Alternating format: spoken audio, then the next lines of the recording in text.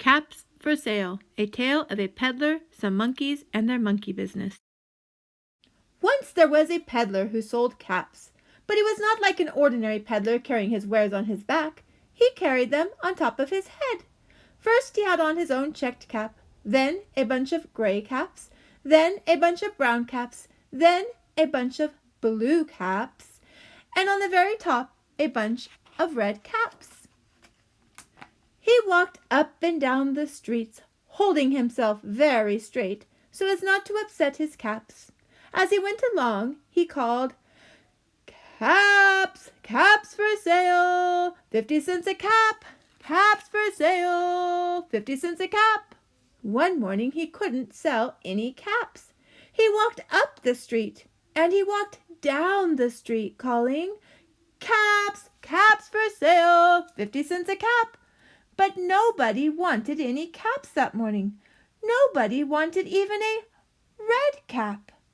He began to feel very hungry, but he had no money for lunch. "I think I'll go for a walk in the country," said he, and he walked out of town, slowly, slowly, so as not to upset his caps. He walked for a long time, until he came to a great big tree. "That's a nice place for a rest," thought he, and he sat down very slowly under the tree and leaned back little by little against the tree trunk so as not to disturb the caps on his head. Then he put his hand to feel if they were straight. First his own checked cap, then the gray caps, then the brown caps, then the blue caps, and on the very top the red caps. They were all there, and so he went to sleep. He slept for a very long time.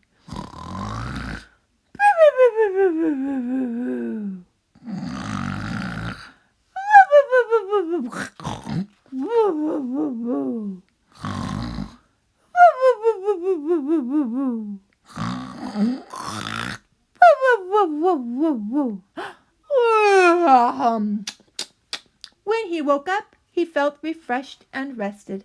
But before standing up, he felt with his hand to make sure his caps were in the right place. Oh, he felt with his own checked cap. He looked to the right of him. No caps. He looked to the left of him. No caps. He looked in back of him. What? No caps. He looked behind the tree. No caps. Then he looked up into the tree, and what do you think he saw? On every branch sat a monkey, and on every monkey was a gray or a brown or a blue or a red cap. The peddler looked at the monkeys. The monkeys looked at the peddler. He didn't know what to do. Finally, he spoke to them. "You monkeys, you," he said, shaking a finger at them. "You give me back my caps." But the monkeys only shook their finger back at him and said, "Tss, tss, tss." This made the peddler angry, so he shook both of his hands and said, "You monkeys, you give me back my caps." But the monkeys only shook both their hands back at him and said, "Tss, tss, tss." Now he felt quite angry. He stamped his foot and said, "You monkeys, you gotta give me back my caps." But the monkeys only stamped their feet back at him and said, by this time the peddler was really very, very angry. He stamped both his feet and shouted, "You monkeys, you give me back my caps." But the monkeys only stamped both their feet back at him and said, "Tss, tss, tss." At last he became so angry that he pulled off his own cap, threw it on the ground, and began to walk away.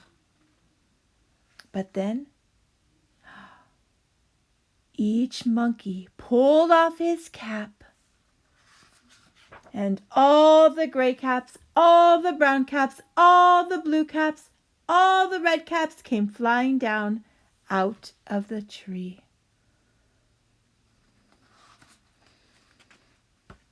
So the peddler picked up his caps and put them back on his head. First his own checked cap, then the gray caps, then the brown caps, then the blue caps, and the red caps on the very, very top.